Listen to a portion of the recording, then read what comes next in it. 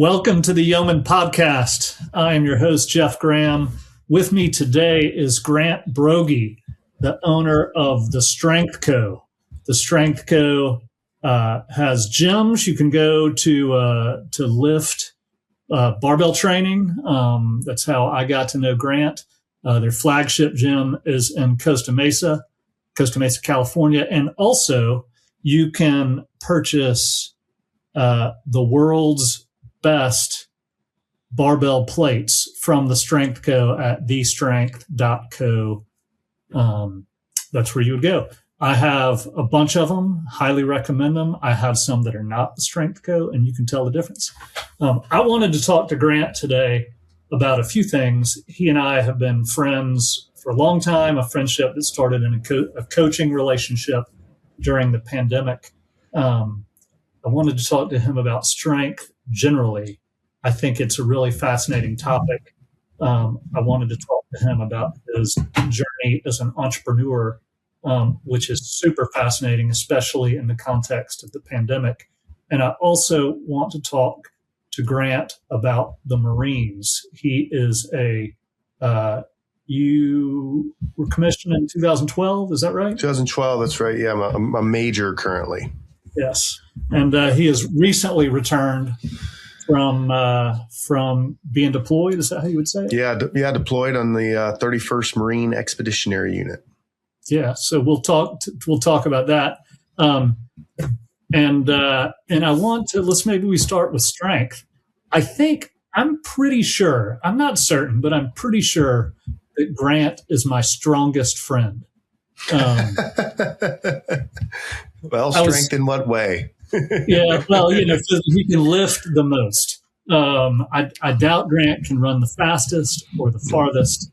But if you were trapped under a car, he's a good person to have around. That's right. Yeah. Well, thanks. First of all, thanks for having me. And also, I podcasted last night on my own, and it's really nice to just sit and absorb as you do the intro and show that you've done. And obviously, you don't do research because you've known me for 6 years. But I'm like, I got notes, man. I'm all ready. Yeah, I know you got notes, but I just mean being the guest is actually really nice versus your role. I should have added too that he is the would you say co-host? You have several people that do it with you of the OK podcast. Yeah, that's right. Yeah, I think when I listen to your podcast, I learn things. When people listen to my podcast, they check out for an hour, of reality and just go to escape where three guys just make funny sports jokes. But this will be more transformative probably. Be a blend of the two, I think. Yeah. So maybe we start with, first let me ask, how's your family? Family's good. Yeah, family's doing real good. They're super happy that I'm home. And I assume you mean my family, and I'm at the stage in life at age 38. So I'll be 38 this year. So I've left my house, my parents' home, I guess 21 years ago. And lived on my own, right? Once I went to the Citadel, I never came back. I've been back, but you know what I mean? There was never a period of time where I went and lived with my parents, post leaving to go to the Citadel. And when I got married in 2022, it was just kind of like dawned on me like, oh, now I have a family. Mm-hmm. And it's, when people ask me that, if people ask me from Beaufort, South Carolina, like, how's your family? Sometimes they're asking about like Diana and, Isabella, but sometimes they want to know like, how's your dad doing? And I don't know. It's just, it was probably about 3 or 4 months after I got married that it just like dawned on me like, oh, my family like is my family. Mm-hmm. And like my patriarchal family is like still my family, but it's like different, right? It's like this core unit that I care about. I'm sure my parents are glad I'm back in the States too. Actually, I know they are. But yeah, no, my family is, we're doing well. And you got back in like November? Yeah, I got home the day before Thanksgiving. I got physically to my house, and then you share that's like because we were friends and lifting together at the time when you learned you were being deployed. So like share your current status just share that whole story. Yeah. And then I promise we'll talk about strength. I left active duty in December of 2019. I'm sure we'll talk about that later. And I entered the reserves. So I'm in what's called the Select Marine Corps Reserves now, which is the sales pitch from the Marine Corps is 1 week in a month, 2 weeks in the summer. It never really aligns like that perfectly, but that's the basic idea. And I've stayed in because I love being a Marine. And on February 3rd, 2024, my wife's birthday. I was in Texas drilling, and I brought her with me, and I was at work, and the colonel called me in, and he said, we're going to deploy reserve battery, which we don't usually do, like the whole unit. It's going to be a year-long activation with a 7.5-month deployment. The battery's in New Jersey. We want you to command it. Will you do it? And I think I'm institutionalized enough that never really occurred to me to say no, right? It's like, when I did raise the right hand and did the thing, it was like, follow orders. So I'm like, yeah, I'll do it. Was there, could you say no? Was that a thing you could do? Yeah, I'm far enough in my career now where I could have said no. It would have had ramifications, right? Mm-hmm. Like when officers in particular, unless you had like a really good reason, good reason. Well, so I got home back to the hotel that night. My wife's like, I'm pregnant. I'm like, oh, I feel like I have a really good reason now. But I didn't. What I didn't do was tell my wife about the deployment that night. I just kept that to myself for a little while, and was super happy about that. So February 24, found that out, immediately started to work on my business in a way for it to function without me for really 11 months, but like 6 months really without me.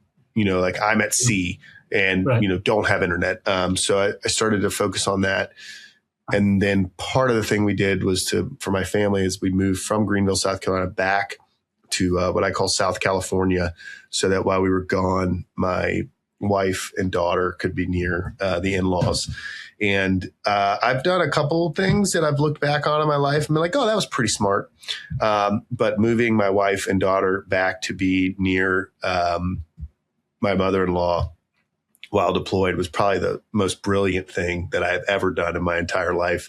And anyway, so I deployed, got home November, end of right before Thanksgiving. There's some like demobilization stuff, particularly for me as the commander, that had to be done. And I was, on orders as a Marine until December 23rd. So I started January 2nd and I finished December 23rd. And now I've been in kind of a dark period, and I will go back to New Jersey starting next weekend, every other week for about 6 weeks. And then I'll do my change of command on March 22nd, where I'll hand the stick off to the next Patriot. And I'll close out that chapter. Yeah. So when you got the news, you said February 2024, is that right? Yeah, that's right. February 24. So there was turmoil in the world. There's been turmoil in the world for a long time, but you had at least from the outside looking in, it looked to me like you had successfully sort of saved your company from and sort of rebuilt your company from the pandemic insanity and disaster that was just it totally engulfed a business like yours. This was before you were selling equipment, or when in 2020 you were not selling equipment. You were. I started in 20. We moved fast, but yeah, at January of 20, I was not. No. Yeah, and so you had built a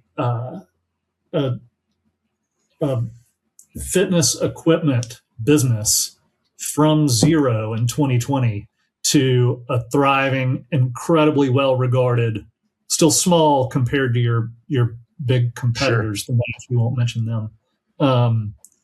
But a huge Herculean task. You are newly expecting your first child. You've been married for what, like 2 years, 18 months. Yeah, 2 years at the time. Yeah.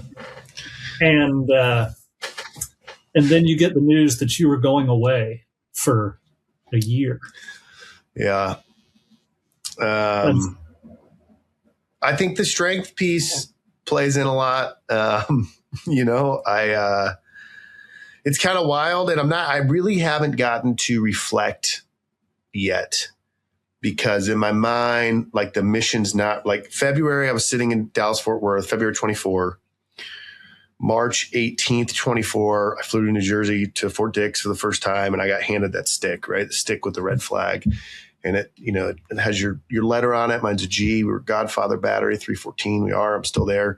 And on March 22nd, I'll hand that away, right? So I actually haven't done a lot of reflection yet, because in my mind, although we're back from like the thing, there's still 142 people that I command. And so, but I have done some reflection, but not in a way that I think will probably occur when I'm done. But having deployed with Marines in 2014, and then now again, and also running the gym, the online coaching business, there's so much more to the physical strength. The physical strength is so applicable to everything in your life. And a lot of times I will talk to people, if they come to a gym seminar, and I have this little bit that I give of, a baby's born, and, as you watch it grow, it gets stronger, and it's like hits home even more. I've been doing this for years, like talking about it like this. And now, like, I'm literally watching my daughter started walking, a month ago. Right. And so I can like elaborate and be more passionate about it, which has actually been kind of cool.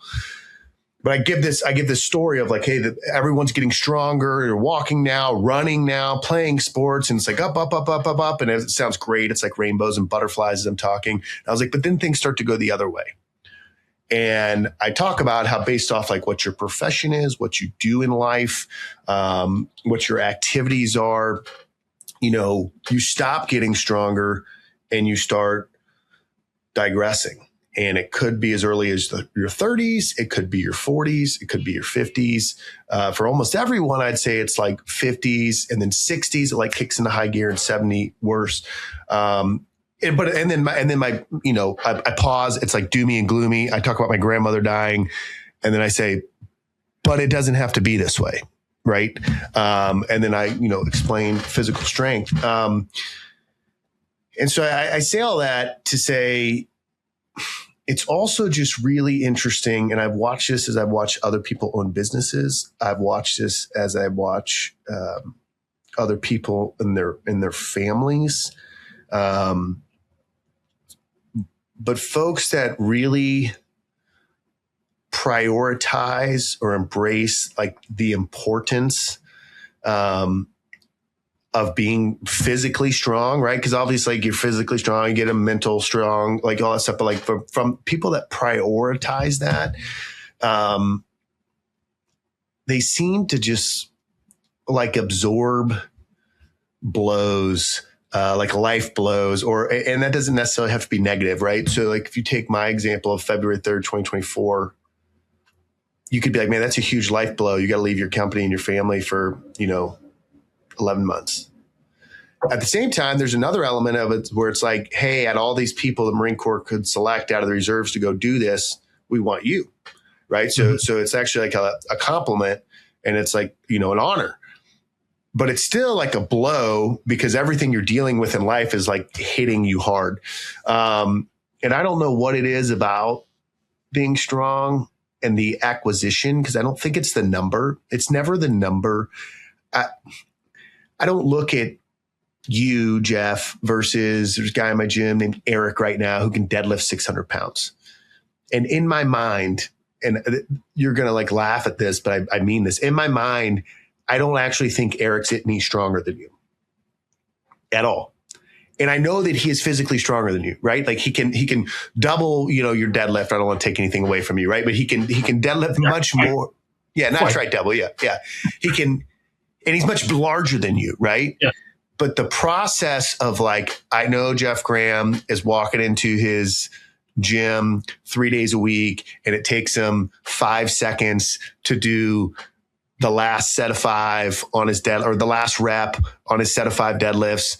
And Eric on the other side of the country, like same thing, like the process and the willingness and the prioritization, like in my mind, you guys like, oh, they're both strong.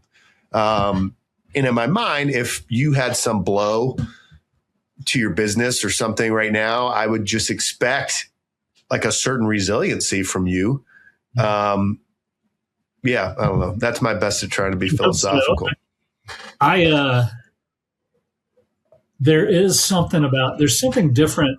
I had been in, fit for, it was actually after my second child was born, and I kind of been generally fit before becoming a parent. And then you just sort of let it all go, or I let it all go. Sure. And then started to get serious about it again when my second child was born, and running and then CrossFit and those sorts of things, and then kind of found my way to strength training on my own from CrossFit. You probably have a lot of people like that. That's how I got there.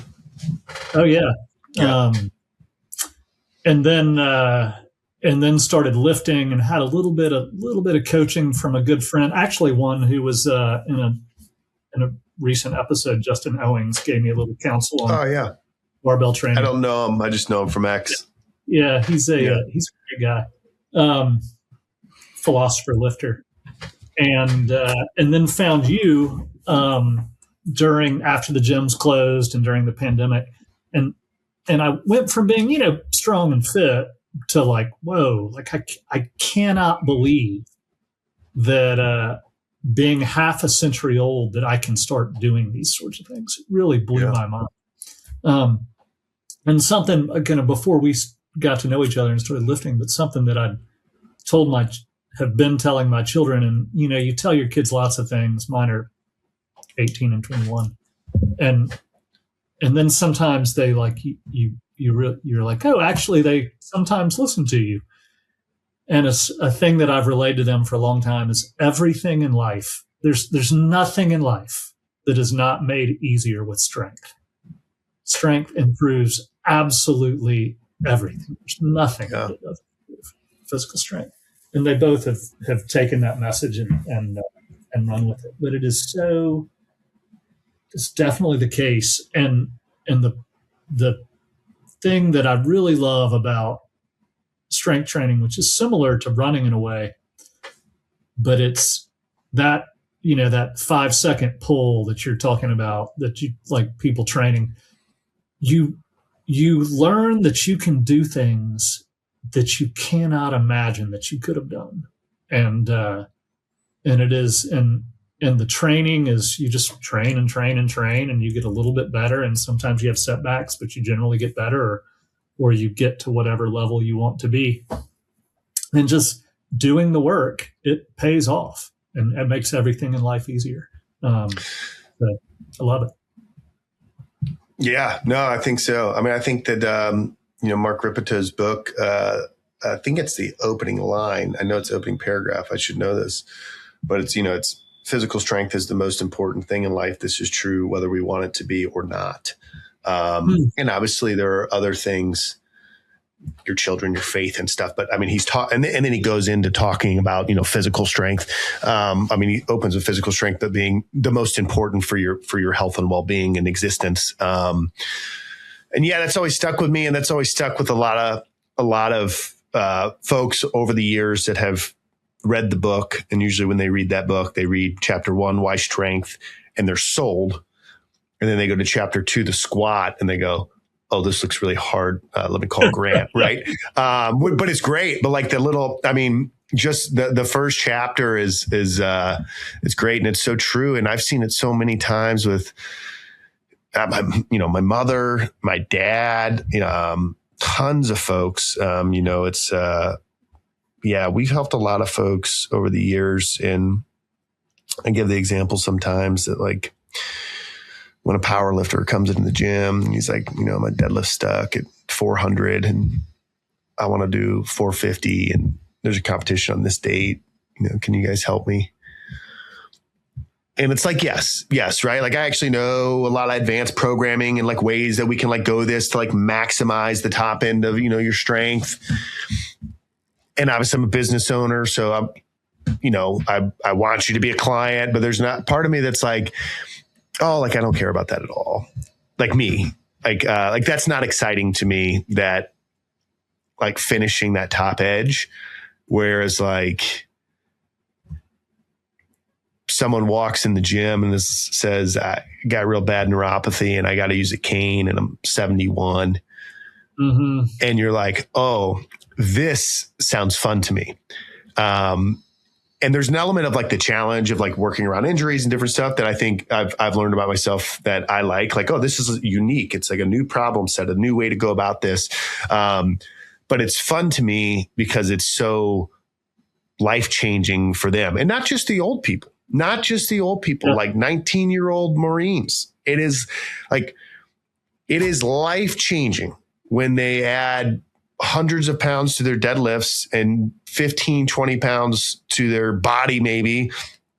So it's really interesting. And it's interesting that, to me, I view it a lot like salvation. It's like, there's this like free gift from God for you, but like, I can't put it in your body. Like I can't force this on you. Like you have to say, oh, I need this, and accept the gift. And by the way, there's this like impending doom if you don't do it. There's this like really bad impending doom if you don't do it. And then people are like, no, I'll just, I'll work at it some other way. But I think of strength training a lot like that. It's like, hey, like there's some stuff I can't help you with, cancer, like diseases, like some of that stuff, like, but man, your ability to not let strength be the thing that puts you in a wheelchair, like you can totally do it. You just have to like do this thing, twice a week. Really, I'd prefer you to do it 3 times a week, but if you just do it twice a week for an hour, like you can make sure that like all these bad things that are going to happen to your body don't happen. And so people that come to that philosophy of it are the people that I personally really enjoy. And nothing against the power lifter or the guy that, wants to deadlift 600 pounds, whatever the case is. Like that's all great. But yeah.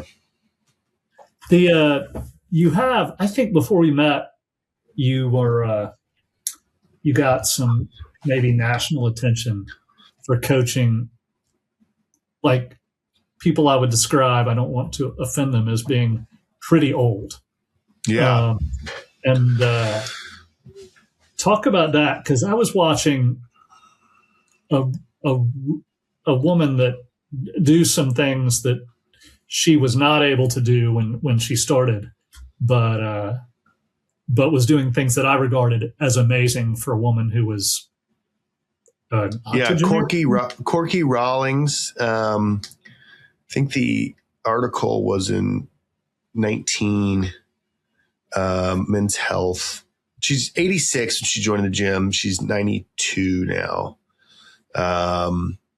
And to be fair, like a pretty spry lady for 86, like driving to the gym, mental acuity on point, but like able to like open the door.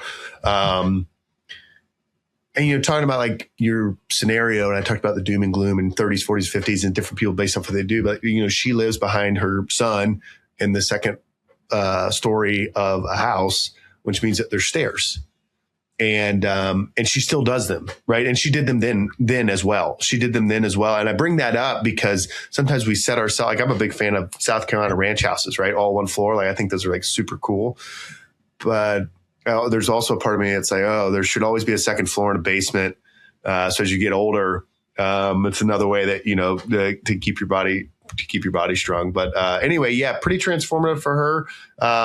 And then, she's still in there. She was in the gym yesterday.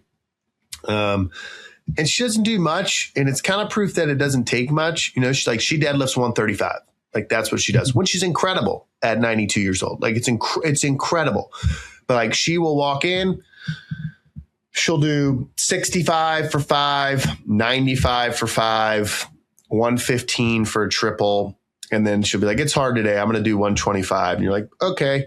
And she'll do, 125 or 130, whatever it is for 5. And then she'll leave. And that's it. And she's there like 20 minutes. And then she'll come back the next time and bench press. And she'll come back the next time and maybe do some lat pull downs. And could you do a whole bunch more and get her even stronger and like all that sort of stuff? Like, yeah, but like what's a 92-year-old want to be doing, spending time in the gym, right? Like she's got great grands. She wants to like go do stuff. So it's like, you just got her to a spot where it's like, hey, if you do this, like if you keep doing this consistently, like it'll be enough. It won't be enough to, make you be the strongest person ever, but it's going to like make you enough so that the strength thing isn't a problem for you. Yeah. So something when I started getting more into strength training than running, the thing that I started to realize was, at least where I was, I think when you're early on starting to lift, you get much stronger really fast. Yes. But after you get through that sort of honeymoon period, the thing I really realized is it takes a long time and a lot of work to kind of make a bunch of progress and build durable strength. But unlike with running, it's really durable. It doesn't it stays with you. You can do, just the 1 or 2 workouts per week. And once you get up to where you want to be, you can maintain that. Yeah, it's much easier to maintain if you do the first part really correctly. The maintenance of it is, I do 2 lifts a day, 3 days a week. And that's it. I'm literally in the gym 60 minutes, including putting my shoes on. And it's really hard, right? It's difficult. But for me, gone are the days. I don't want to say gone forever. I'm sure like at some point I'll be like, all right, I'm going to do a competition this year. Like, let me see what I can do, like for sure. But in terms of, do I want to spend 2 hours in the gym to take my squat from 5:05 to 5:15? Or do I want to spend 55 minutes in the gym and then drive back to my house before I go to work and hang out with my daughter for an hour and 5 minutes? Mm-hmm. Because that's what it would take. It would take 2 hours, 2-hour workouts to do all this extra stuff to like thread the needle on this or to make the needle tick. And so, I also think that's like the biggest advantage to barbell training is it's the most efficient use of time. It's like I want to spend as little time in the gym as possible for the most reward, right? I want to buy the littlest amount of this stock to get as rich as possible, right? It's I think that's the feature of it. But early on, you got to pay your dues. There's something about it that it's so simple too, or at least the starting strength and strength go prescription is very simple. It's elegant. It's almost like Southern California Karate Kid, Mr. Miyagi. Like you do these 3 things and this is all you need to do. Yeah. Or 4 things. It is. Yeah. Anytime I talk to folks about it, maybe gym members or something, and they'll say, so like, what do you do now that you're strong?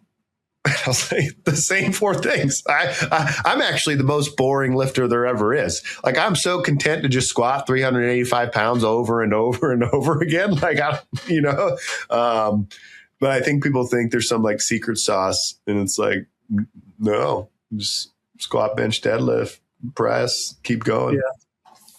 Yeah. Well, I want to maybe we get into your business. And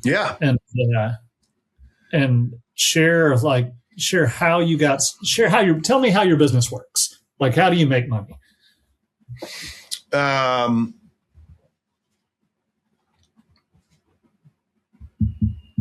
you figured that out yet? No, I have figured it out. I was just thinking if there was a better way to set up for that question, but I'll just answer it and then we'll take it from there.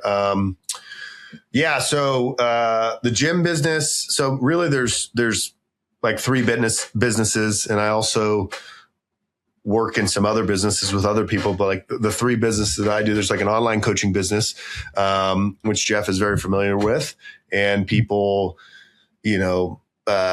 pay for us to teach them how to lift in real time over Zoom, or they pay for us to put their workouts into software and give them feedback. So that's like business one, and it's, time for dollars. Business two would be the gym, and small group classes teaching the starting strength method. Is how we onboard people. So you want to get stronger, for whatever reason, you come into the gym and then you do a small group class. So it's about 8 people per class, 1 coach.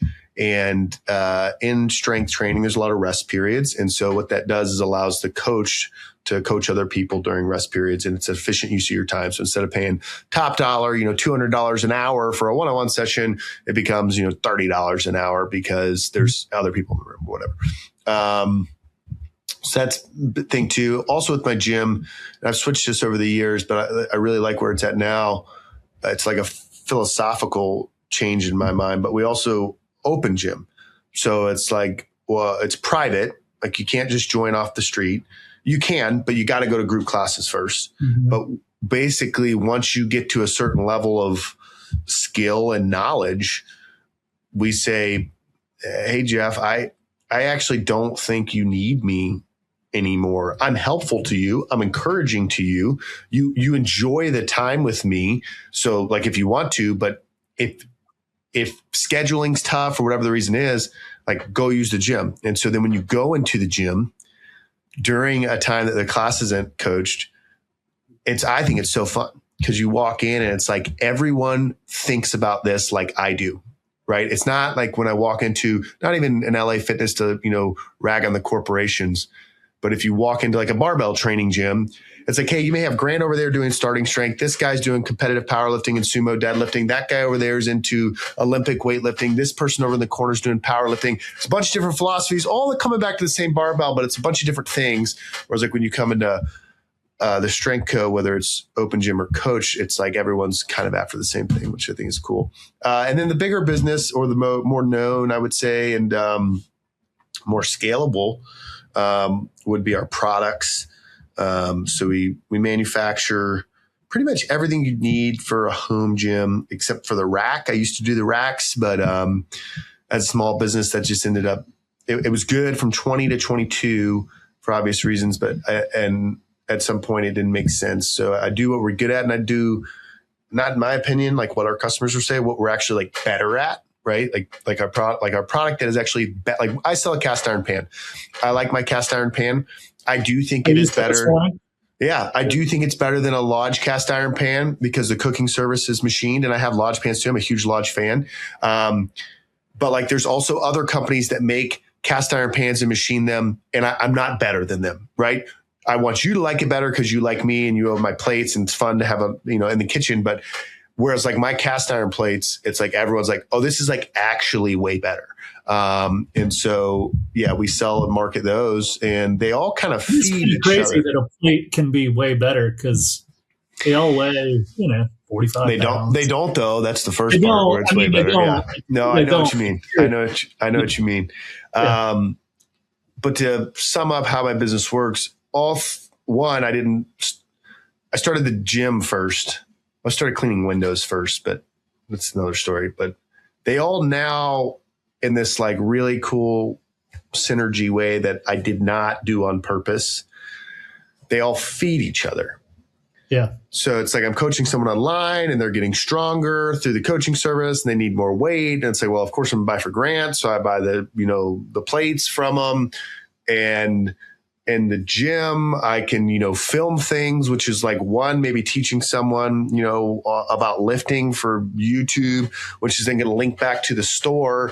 But at the same time, while I'm teaching the person, I'm using all of my products. And so they all kind of exist. And so I use what I would say is you can make a decent living on online coaching. You could make a decent living in the gym business. The products is where I work the hardest, and I use the other two businesses to advertise the one that, in my opinion, has the most potential for growth.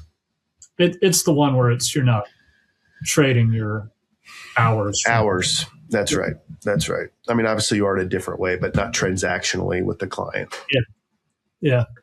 And so had you been before the pandemic, tell me if this is right, but like Yeah. my impression is it was the kind of lockdowns in California and pandemic concerns that pushed you into the two other lines of businesses Yeah, besides the that's gym. that's right. I think I'll tell one thing because I don't know that I've ever told it, and I think it.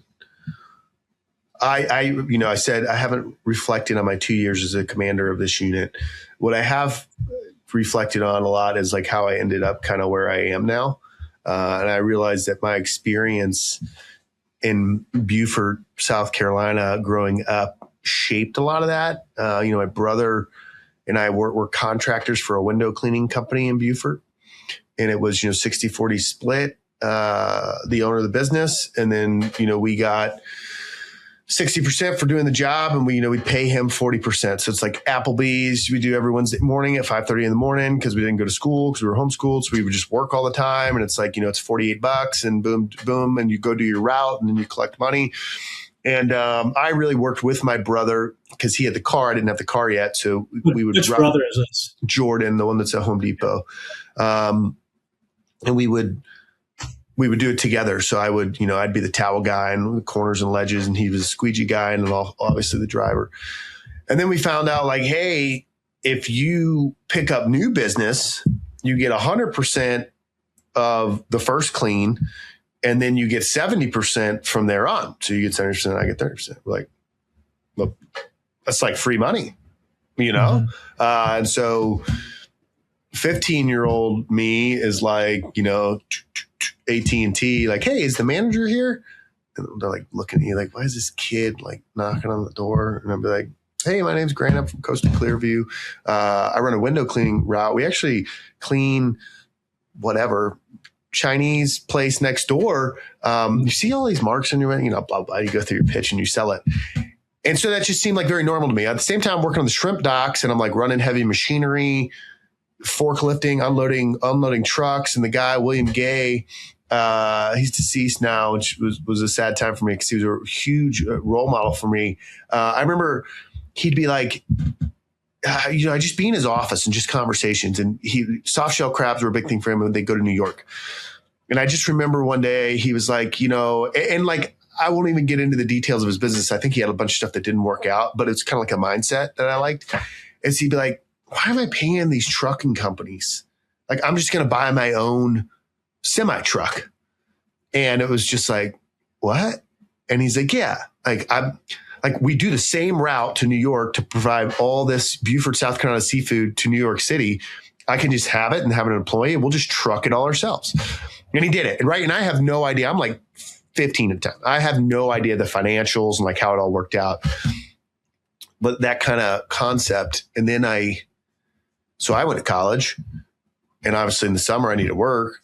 So I opened up Palmetto window cleaning business, and I like walked into City Hall in Charleston, and What and I year was like, this would have been 2007. Yeah. So sorry, my family just walked in, and I'm waving at my daughter. So I walked in, and I got a business license, like $24. I do the same thing that I'd done in high school. And then, when I left, I handed it off to another Citadel guy and, took some money from him. And I guess you could say like I sold the business or whatever.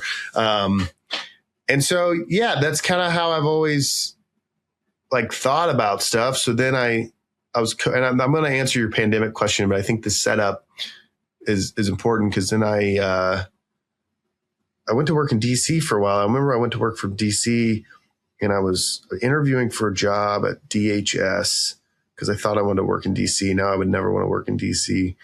And I remember the guy was like, wait, you just walked in to City Hall at 19 years of age and like got a business license? He's like, then what'd you do? I was like, well, I went to get business cards. And he's like, what do you mean? I was like, well, in window cleaning, you rate the window. Now on the back of the card, you put the price. And if you get to the point where you're not cleaning the window right there because they say no, you give it to them, to think about, and then, blah, blah, blah. And I remember he was just like dumbfounded. And I was thinking, like, how is this like dumbfounding to you? Like, this is like what you do. So then when I became a starting strength coach in 2016, I started just getting calls. I'd been coaching Marines a bunch, but like starting strength has a coach's directory. And I just started getting calls, and I had a 1-car garage, and people would come in and lift, and I'd be like, hey, where are you from? Thinking they're going to be like Huntington, they sit next door. They'd be like, Reno. I'm like, you're from Reno? They're like, yeah, you're like the closest guy. I was like, oh, okay. And then my frustration with it was too much small talk during the rest periods. And I was like, I could be coaching more people and thus making more money. So I tried to put 2 racks in there, and I did, and it worked a little bit. And then I opened the gym in 2017, which is crazy to me that we're on year 9. And then you get rich, right? You open a business and you're just rich. No. Yeah, the gym business was very. Go ahead. An observation I want to make.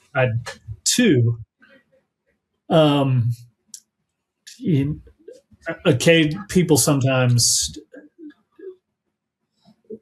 whenever I'm talking to young people about entrepreneurship, and I'm no great, amazing entrepreneur. I've had a little bit of success here or there, but there's some definitely people way better than me. But something I heard a guy, Jason Fried, who is the founder of a software company, Basecamp, really liked Jason's business philosophy. But I heard him in a talk once when answer people who asked for his advice. He's just like, just learn how to make money. Yeah. Like in a little way, like just do it. Like learn how to do something, like learn how to sell something that people want to buy, like do it on eBay or Craigslist or whatever. Just learn how to do it. And it's straight. It's straightforward. It's hard. I'm oversimplifying it, but a thing that you shared about being a teenager doing it is what a great time. Like every teenager should be doing this because people love to buy stuff from teenagers. They do. And it's like a gentle, like nice way. Like it's like stepping in the shallow end before you go in. It's Girl Scout cookies, right? Yeah, it's like, totally. I can't tell you how many Girl Scout cookies I bought and just tossed right in the trash, right? Because the little girl looked nice. When 15-year-old Grant walks into the business owner's place and is like, hey, I'd like to clean your windows for you. Like the dude might have had his windows cleaned yesterday. And he was like, yes, we're doing it. Yeah. Yeah, no, you're right. And it was funny you say eBay. I had another thing what we would do. I had this friend named Josh, and Josh was older than me. I had a car, and he lived near this electronics dump, and could go to the electronics dump, and it was just like something you'd see in a movie, like mounds of electronics. So like, there's not like garbage, right? You're not like sifting through paper. It's TVs. So one game we like to do is take bowling balls and throw them at TVs because it makes a really loud explosion. But we were after Nintendo games, and I was never a gamer. Can't even count on one hand the amount of hours I've spent on Nintendo. But we'd get Nintendo games, and we'd go to find the old satellite receivers, and you pop the satellite receiver off, and there was a card inside that had your channels on it. And then I'd sell them on eBay. I'm still on eBay. I got like 300 positive reviews, like 300. Wow. So we'd find these Nintendo games, and it'd be like, oh, Teenage Mutant Ninja, whatever. This particular game is worth like $84. And so we'd live auction. And so, I think that led to me like selling on the internet later because I was an eBay fanatic. I lived on eBay. It was just, that was pretty fun. Some of those things are fun that you forget about. Like Apple would sell iPad or iPod minis on their refurb store, right? So iPod minis on their refurb store. So it'd be like $300 off. I don't even remember, right? These are like 2005 pricing, but if whatever it was significantly cheaper. And on eBay UK, the refurbished ones were worth like double.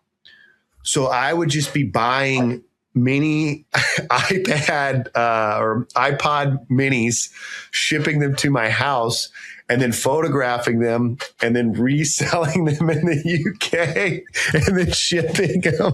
It's hilarious. Arbitrage play, like a pure arbitrage play. Yeah. I don't know if that was legal, but it worked. Those young teenage entrepreneurship stories are the greatest. I think education. What a great things that I think really young people should do that they don't do, and very few adults in their lives are sort of pointing them in this direction. Is they should all have a business. They should go out and have a business, and they should lift. Like, yeah, that's right. I'm kind of baffled why high schools don't do this, because it's affordable. I mean, some do really, but not really. Like, it's straightforward, affordable. It doesn't take a lot of room, and the benefits to kids are just enormous. Yeah. Yeah. My dad had us, my mom would make cookies with my sister, oatmeal cookies, and we would walk Seabrook, South Carolina. Hi. I'm talking like 5. I'm Grant. I live at 18, but I can't dox here. I live at whatever road. Yeah. I sell oatmeal cookies for $2 a dozen. And it's like, you'd walk home with $60. Like, what 60-year-old lady is going to look at a 5-year-old and be like, no, I don't want your cookies. Excuse me. Do they have gluten in them? I'd loved hearing that about your early. I knew a little bit about the window cleaning business, but some of that is new to me. Yeah. So you start your 2017. You start coaching, and you open the first gym when? July of 17 is when so I started coaching on my garage in 14. I can't remember exactly. I should pull it up. I opened the LLC sometime in between 14 and 17. And I started coaching out of the garage and then opened up July of 17. And I had a partner, and my partner, after 6 months, said he wanted to go back to tech. And so he said,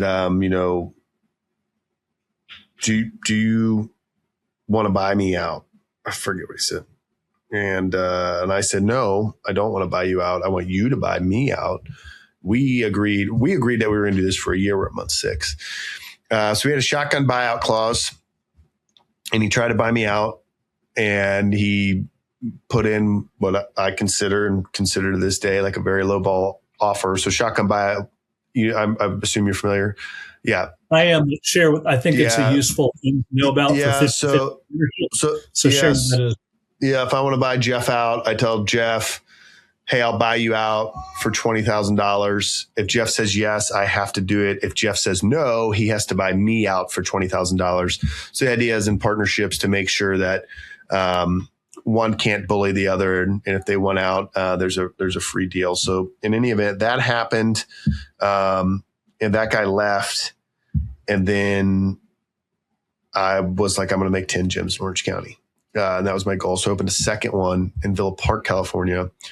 I did all the market research, all the stuff, people that like barbells, people with this socioeconomic standing, everything. And I opened that one up in October of 18. So the first one was July 17. No, January of 19.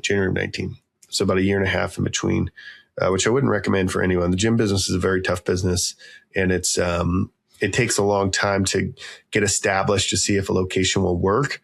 Like a bunch of businesses, but like in particular, one, people aren't always consistent with the gym. We already know that thing, right? It's not like McDonald's where I know people are going to eat, but the people that go to your gyms long term, it has to be local. Like, it has to be local. The guy will drive from Reno to see me in my garage once, maybe twice, maybe 3 times. But if you want someone to walk in the doors of your business 3 days a week, it's got to be local. It's got to not be a traffic problem, all that kind of stuff. You were Starting Strength affiliated at this point. I was Starting Strength affiliate gyms. Yeah, that's right. Do they help with any of this? Is that part of their? Well, no, I actually never. Yeah, I don't have anything negative to say. So RIP basically validates you as a Starting Strength gym, and then you're like on their databases and stuff. But my partner at the time then went to Starting Strength and was like, hey, I got this great model. I want to open franchises. And it really upset me. We're good buddies now. His birthday was 2 days ago, and I just texted him like, happy birthday, right? But at the time, it upset me. So that like lit me that I really wanted. I was like, well, I want to own the California market. If they're gonna go open, franchises around the world. And it's funny like how God works and blesses with you, because when I finally got over that and like just like let it go, like now all my plates are in all the Starting Strength franchise gyms, right? And they'll talk about it like how the Strength Co was kind of like the prototype that the franchise gyms ended up doing. Yeah, so I opened up the second one. The second one was way harder. And the first one was hard. The second one was way harder. I just left active duty, so I was working in the gyms all the time. And I think it took me all of 2019. Was that a surprise that it was harder? I mean, it's a surprise. It was a surprise. Because for me, it's like, hey, I can slave labor in here coaching everything, and I just got to make my nut to like not be losing money. But it was like hard to get people to go to try it out. And I was also learning, right? Back then I didn't know, I didn't have little things like, hey, just get people through the door, give a bunch of people some off. So when the next people come in, they see there's people in the gym. They're like, oh, this is like a real thing. There's so many business things that I just didn't know yet. But it was a grind in 2019 to get it profitable. And I got it profitable in December of 19. Both gyms were profitable. And Costa Mesa had been kind of from the jump. And I was like, sweet. I knew I could do this. And so I started actively looking for location 3. And at the same time, I'm taking myself out of coaching. I'm hiring people and filling it.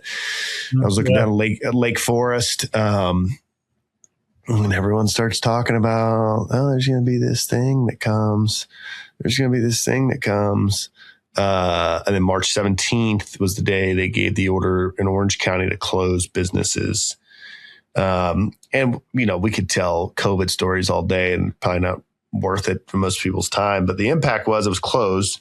I ended up closing for about 6 weeks. I was supposed to be closed until November, but after 6 weeks, I opened. But during the 6 weeks, so on the 17th, we closed. On the 17th, 9th, I went home and I got every address for every gym member and I put it out on a map and I plotted where every member lived. And then based off things that I knew about people, I'm like, this guy has a big house with a garage. And I basically built like little nodes of, okay, the members from Villa Park, like these 4 guys live virtually in the same neighborhood. So I can take one power rack out, put it in this guy's garage, put all the equipment in there, and then transfer those 4 people to there. And then we'll just coach it on Zoom. It'll be the same class time that they usually do.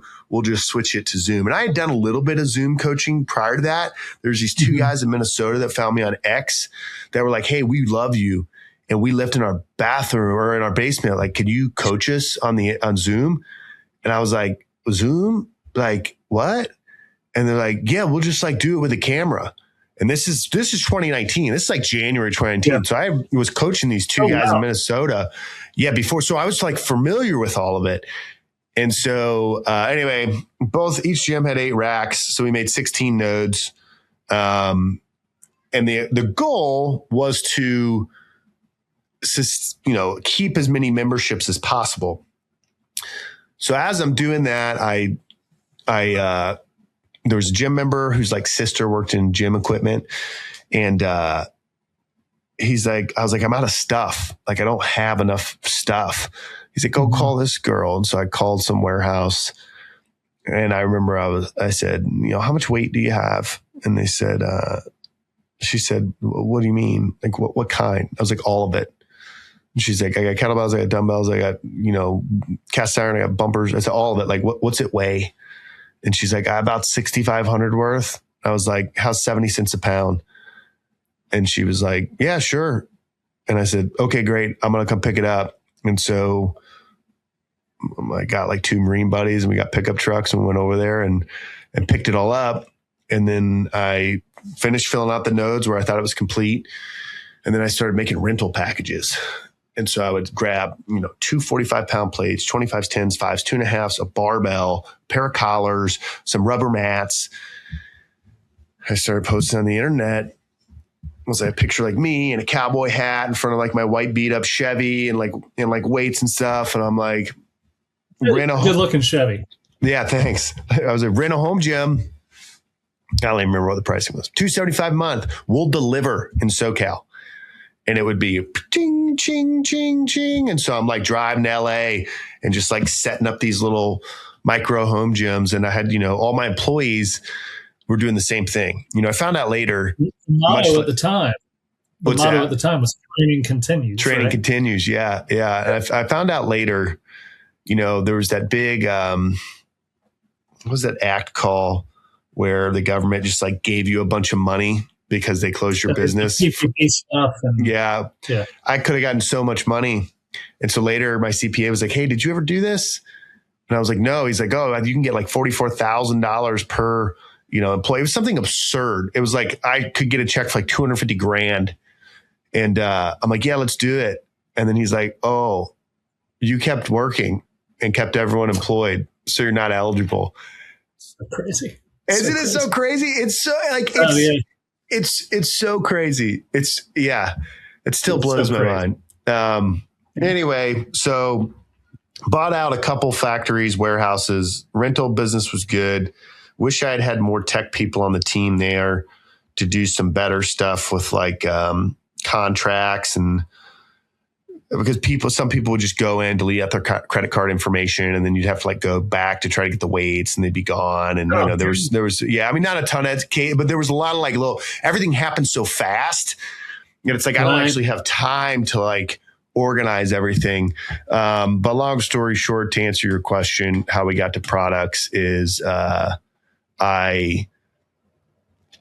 was no plates left, and I was in my gym. So I just started basically living in my empty gym, and I had 2 offices in there, 2 tape desks, and we were working out of there. Were you dating Diana yet? Dating Diana. She's working for me. She's building a Shopify store. I'd started manufacturing masks right away. I think I was like the first person to screen print a mask. And so she's like running that Shopify store totally separate. And it's just like popping off, but big signs on the gym equipment available here, masks available here. People would just come by, a little credit card reader. And it was crazy. It was really crazy time. And I was doing so much wrong. Well, that's probably later in shipping, but a guy in New York was like, I want weights. And I was like, you're in New York. We're a local pickup and delivery company. He's like, ship them to me. And I was just like, give me your email. I'll get back to you. And I went to FedEx.com, and I didn't have an account, which is like hilarious to me now because like FedEx is like I live part of my life with FedEx and UPS. Wow. And I just entered I'm like, what are the dimensions? He's like, I don't know. What do you want me to box it in? I'm like, what do you got? So we're like elbows and kneecaps on the floor of the gym, like cutting cardboard and green shrink wrapping. And I just was like, oh, I could sell these on the internet. I need to buy more of them. There's no more. I'll just make it. I've always thought that all these plates suck anyway. I'll just make it. And that's how I ended up. Make it. Yeah. That's how I got to the foundry. Yeah. And am I right in thinking that you work with a Georgia foundry? Yeah, I do some stuff with him, mainly sell his product. Our main foundry that we manufacture out of is in Wisconsin, but he makes dumbbells and kettlebells. I make plates, so they kind of complement each other. So I did a lot of his West Coast shipping for a long time, and then I sell his products on my site and stuff. Yeah, he's a great guy. How was it? So when you were, that time, you're like, hey, I could just make plates. From the time you decided to do that, I was following you at this point, or maybe we knew each other and might have been training with you, but you were sharing prototype pictures. You were kind of sort of an open book on the development of this product line on Twitter at the time. Yeah, well, I was trying to figure out what the interest. I mean, I knew there was interest, but I was about to refinance my house, and like put all my money into it. Because it was the first business, I talk about buying iPad minis or whatever. It's like, that's like $2,000. And this is back to William Gay, the shrimper. I'll just buy the semi truck. And when you own business, it's like risk. And so, you get used to like $300 risk. Like, I'm going to buy t-shirts and hope I can sell them to gym members. It's like, that costs $800, right? It's like this little chunk. And then you're like, oh, $5,000 risk, right? And then you're a developer. And I think your business grows when you become comfortable or confident enough in your ideas to just keep turning the dial on that number. And as that happens, it kind of works. And so I was showing everything to the internet because I was like, what if I refinance my house and spend hundreds of thousands of dollars, which I've never done, to get this thing off the ground, and there's no interest. But there was interest. I think to answer your question, April, I called Wapaka Foundry, had my first phone call, and we started shipping in August. April to August. 20. April to August. But were you, and you mentioned it before, you were selling racks at some point. Weren't you all kind of making your own? Yeah. racks? So April to August was the plates. We had already started. We were making Home Depot racks. We had Home Depot buckets, wooden thing. It's really cool, actually. It's a great story. You're just making it. Training continues. We're going to figure out how to help people. Yeah, so I did that. And then we started cutting steel inside the gym and painting it and spray painting it, which is crazy. And then we started welding. And then we had, we were making, the racks were popular. I mean, everything was popular then, but it was, we were doing all that. But all the quick off the cuff products, some of them have stuck around, but most of that was like quick off the cuff consumer. And the plate, which I know we've developed it fast, but I also spent a lot of time and energy on the development. Like on the rack, it was like, I don't care like how long the front edge is, just make it hold a bar. Whereas in the plates, we're very detail oriented, and I got a lot of feedback. Actually, the tooling on the 45 and the 25. So the tooling's like the pattern. I bought it, and that's, $20,000 for one of them probably back then. I don't remember. So I buy the tooling and I get the plate, like the sample, and I hated it. The 45, which is the top selling product, because the lip. So, our plate has that lip that you can grab. Yeah, the thickness, the height. Great.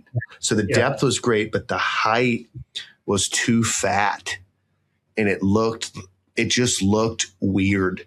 And I sent it to all my barbell coaching and lifter buddies, and they're like, "What are you making, fat lip plates?" And I was like, "No."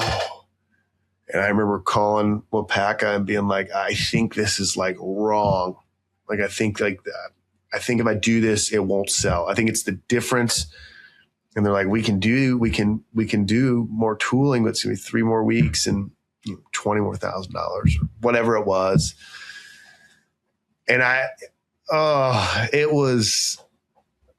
had feelings like that now that I've lived longer. I've had other feelings similar to that, but it's just one of those feelings where it's like, just, did I do this wrong? Like, what did I do? Like, I approved everything and like, I don't even like it.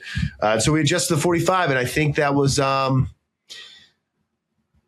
huge, and I'll never know because I didn't make the other one, but we, I think that was a really big win to get that right. That's so great. I'm glad you did it, because they really are. I mean, if you've moved some 45-pound plates around, you know the difference. It's really great. That's right. That's right. Well, I didn't want to let you go before I talked to you about your service. And so, and I love the Strength Co story. It's such a great story. It's like such an American story too. Maybe because I'm an American, I think that, but it seems like such a great American story. And then as you're doing this, and there's always challenges and all these sorts of things.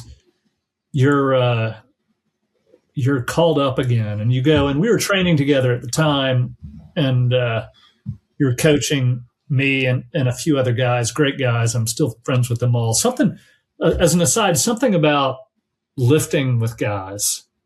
Yeah. It is so great. Just even, we're doing it on Zoom, so we weren't face to face, but you develop a certain kind of friendship, which is really special. Yeah. And I've there's been a few occasions where I've lifted with you guys based off like circumstances or timing or something. Yeah. That most of the time I'm just coaching, and it's, you kind of enjoy everything you do in your business because it's most of the time it was like your idea, or, you're the person that like built it and created it. And there's also things you do in your business that like aren't fun, like figuring out how to pay taxes in Kentucky or, that kind of stuff. But basically when the government's involved in your business, it's not fun.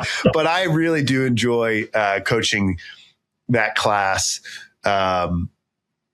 It's a good group of humans. And we get new ones that come in, but it's good. Yeah. There's something that's a little different about lifting in that, kind of by necessity, you have to take a break. Like you have to rest before your next set or whatever. You can't just like you think about what you do in CrossFit or running or whatever. And so it is, someone's always lifting, but you do have time to adapt. Anyway, I remember you coaching us. We were having that time and you gave us the news that you had this big life change, like 2 big pieces of news at the time. You're becoming a father and had this big life change. And if you can, take me back to what you were talking about there. You shared a bit while you were lifting that really struck a chord with me about being a Marine. And it was, I don't want to put words in your mouth, but it was touching to me. Yeah. I don't know what I said then. Hopefully it's just as good now, but I assume you guys were probably giving me a line of questioning of like, why would you do this? You have a baby on the way and you have businesses and you're not like going out of business, are you, Grant? Like, do you need like a paycheck from the Marine Corps? And I've thought a lot about that. I thought a lot about that when I was sitting on the USS San Diego off the coast of Papua New Guinea, eating, hot dogs for dinner and reading books, and I don't know. I mean, to me, it's, I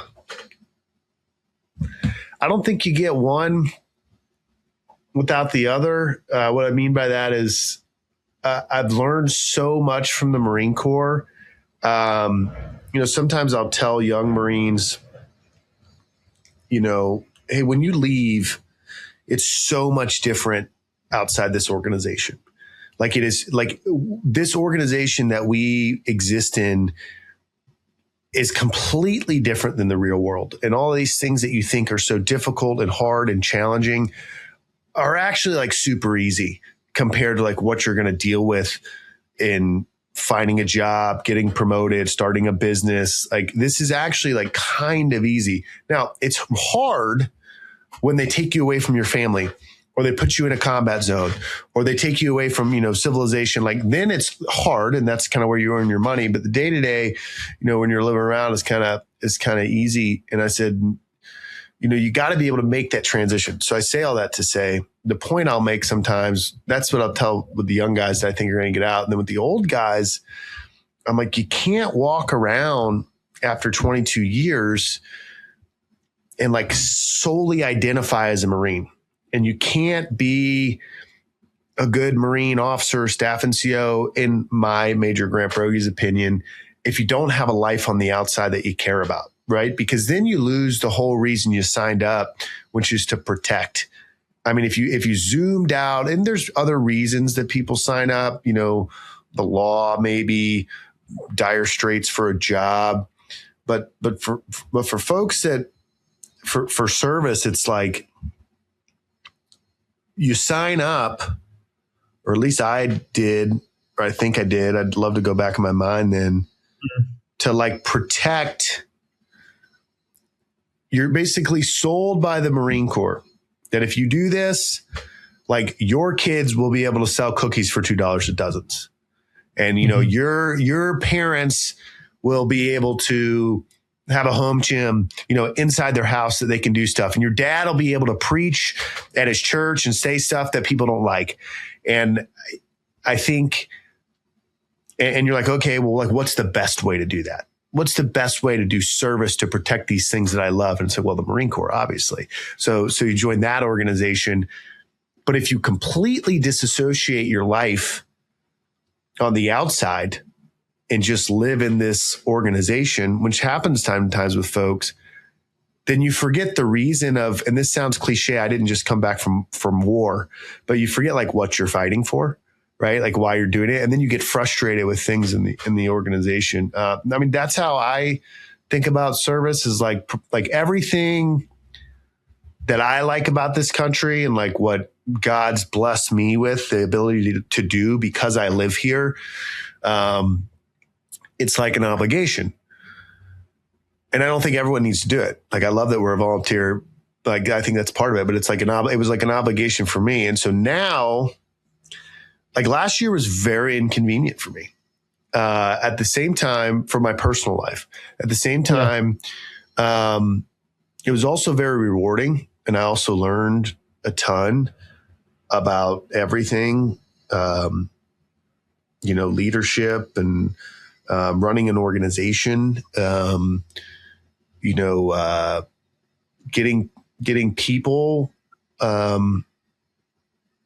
building a culture. And I've always been a part of these things before as a Marine officer. But like when you have the stick and you deploy, what goes away is the like, hey, what are your metrics every time you come in once a month? Hey, what are this? And it's like, no, like I'm the man in the arena now. Like this, I can come in once a month and try to influence and try to build culture. Like you live with 140 men and one female for 11 months. And that's different. Right. Like that's, you learn a lot about yourself too, and how you do and things that you think work and don't. And, I don't know if that answers it at all. That's great. 140 souls you're responsible for. Yeah. 136. Yeah. 136. And they're all like 18 to 21, something like that. Yeah. Yeah. I mean, obviously there's like there's a couple, like my first sergeant was the oldest and he's 39. Right. And then me and the master sergeant were 37. I might've had one or two other people that were 30 and maybe 5 that are between 25 and 30. I'd say 18 to 25 is that window. And that was your community for a long time. Yeah. Yeah. Yeah. It's really interesting. It's really, and people from all over, we're based out of New Jersey. So the preponderance were Jersey people. But we had folks from all over Texas, Colorado, you name it. Did some of the folks with you know each other beforehand? Yeah. So I had 80 something that came from my unit from Jersey that I'd worked with for like a year working up. And then basically an additional 50 that came from other units. And yeah, some had worked together before. And, but no, that's a challenge. When I would go and then attach to who would be my battalion landing team commander, he grabs me as the commander and, he's an active duty guy, apprehensive about getting reserve unit. Like, hey, when I was on active duty, I worked in the reserves. Like they're super capable. I'm a big fan of the reserves because I think it can make I'm a big fan of active duty too, but the reserves is unique. If people can find a job that complements them being able to do in the reserves, they get to do two really cool things. And I'm a big fan of the Marine Corps Reserve, obviously because I'm biased, but I do say that because it's a little different. Like National Guard, like super important, but it's the way the employment is much different. Like whereas the Marine Corps, like they either grab Marines out of the reserve and plug and play, but they go out into like operational theater stuff, which I think is interesting. But I say that to say, from a leadership perspective, my boss asked me like, "What are you concerned with? Like, what are you worried about?" And I said, well, I got 136 people that I'm going to meet on January 2nd. And, roughly half of them, I know nothing about them. I don't know their background. I don't know their experience. I don't know if they've deployed before. I don't know who taught them how to be, a cannoneer. I don't know what kind of train of thought they grew up in being a non-commissioned officer. And I said, I have my philosophy and stuff on all this, but, usually you have a workup for an extended amount of time to, build culture and an environment that you want. And then you leave. And I was like, I got 8 weeks before I'm shipping out from the time I get them. And so it was a really unique challenge. I will tell you this. It was more challenging than I had anticipated. And what I mean by that is all of it. Being away from my family, being away from missing, it was 7 months exactly, like from driveway to driveway that I didn't see Diana and Isabella. And that chunk of life you miss, it takes a huge toll. So that, the business, and then being a Marine, because I'm on year 14. I got all this figured out. And then you go and it's like, people are different. In 2014, 18s and 20 to 22-year-olds were much different than they are now. Right. And it's like, and when you do have some success in business or in life, it can give you like an air of swag. And you're like, man, I gotta like adjust, like I gotta do better. And so there's elements where it's like super rewarding and amazing. But it was a challenging, there was a new level of appreciation for service people that have families and lead them. It was like, whoa, I was 2012, Lieutenant Broggi. Hey, we're going to the field to shoot artillery. My wife's having a baby. When's her due date? 7 days. Screw that. Have her call you. You're coming to the field, right? Like no concept of like anything. So yeah, that was big. I learned a lot. And we did good. I mean, we did good. Some people tell me, right, you just do your absolute best, but I've been told we did pretty good. So. I want to let you get back to maximizing your time with your wonderful family. My last question for you on that, I hadn't even thought about it. Well, you were sharing that, but Gen Z. So tell me about it. You've been engulfed in Gen Z for the last, or for the better part of this year. Yeah. Man, I don't know if I don't even know where to start. Can you think of it like you mentioned, like the 21-year-old of 2014 is different than the 2021-year-old of today? Yeah. So this generation is very tied in to current events and news, actually. I think, in 2012, 13, I was pretty obsessed with like, knowing the strategy of the war in Afghanistan, where we were going, what we were going to do. But my young folks, I wouldn't say they didn't care, but it was just kind of like, oh, I'm over here. I got to do this thing. And now there's like very, this is the Marine version, but I would say there's a lot of political opinions. There's a lot of content on current affairs and politics that is being consumed. They're very up to date in, what is going on, through different stuff. Yeah. And they talk differently. I don't say that to be funny, but it's like, there's like a whole language. And I'm sure my parents said that about us. Are they too old to be saying like low key and words like phrases like that? No, they say high key a lot. They say 6, 7. It's a lot of, there's a lot. There's a lot. It's like a whole language, and they would try to like teach me and tell me, and it's like, it basically like dad jokes. They're always laughing at me, but no, it's good. I mean, I'm optimistic, but it is different. And that would mean this. You saying that makes. I was thinking that you might have other observations, but I was guessing other observations. But that sort of awareness, I wonder where that will take us. Yeah, like what will it mean 20 years from now for the 20-year-old of today to be very tuned in? Yeah, that was my. I think I'm bringing that one up because I remember being like, "Whoa!" Like in the past, it was most of the time people didn't care. Not that they didn't care, but it's just like, yeah, you want me to like know what's going on in Israel. I want to know if I'm having pizza for dinner. Whereas like these guys were, in my opinion, very, very in tune with what's going on. Yeah. Yep. It's interesting.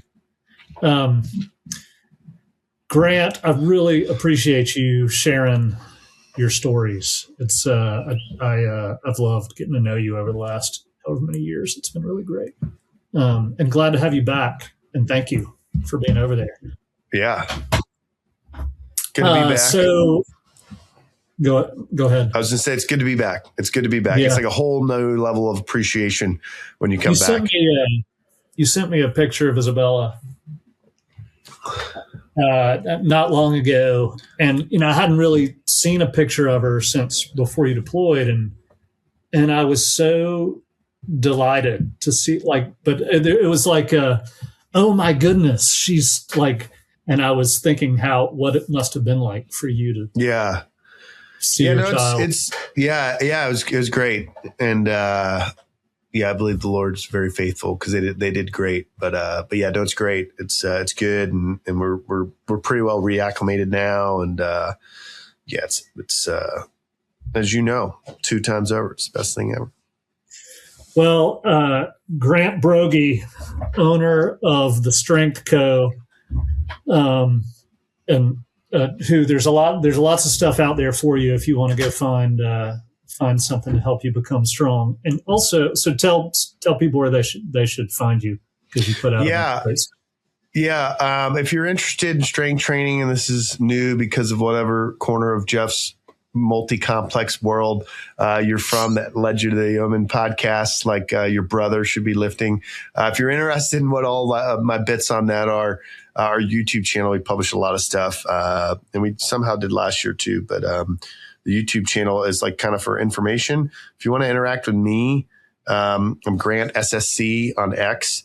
It's the only really one that I understand and enjoy, I would say. I'm logged into other social platforms, but I do. If you want to know what I'm thinking and doing, what kind of coffee I'm drinking, it's on X.